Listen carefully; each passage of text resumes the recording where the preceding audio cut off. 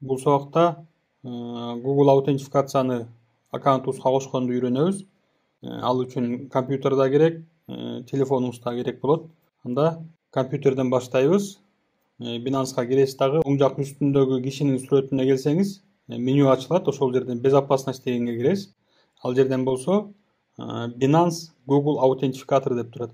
Ошол жерден оң жагында включить деген кнопканы басасыз. Бул жерден эки варианты бар. Бирөөсү Binance'дыкы, экинчиси болсо Google'дуку. Биз Google'ду тандайбыз дагы, далени басабыз. Эми телефонуңузга барасыз дагы, Play Market'ти ачып, ал жерден Google аутентификатор деп жазсаңыздар, приложение чыгат. Аутентификатордун ичиндеги камера менен могул жердеги QR кодду тартасыз. Же болбосо ылдый жагындагы кодду жазып кирсеңиз болот.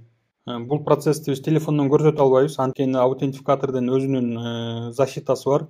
Экранда жазганга болбойт, ал жерден скриншот кылганга болбойт. Ошон үчүн бул жерде көргөзө албайбыз. Бирок ал жагы түшүнүктүү эле болот деп ойлойм. Азыр бул компьютерден далени бассак, могул кодду Z3LQ деп башталып атпайбы, ошол кодду бир жакшы жерге сактап коюшуңуздар керек. Телефонуңузду жоготуп алсаңыз же башка телефонго аккаунтуңузду өткөрүп атканда ушул кодду сурайт. Андан кийин далени басабыз.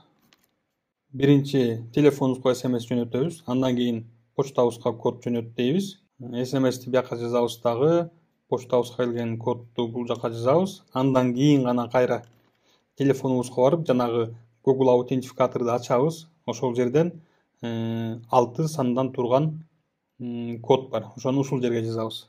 Ал код 30 секунд сайын жаңырып турат. Ошондуктан таймер бүтүп, кийинки 30 секунд башталганда жаңы чыккан цифраны могул жерге жазып, далени басып жетишип калыш керек.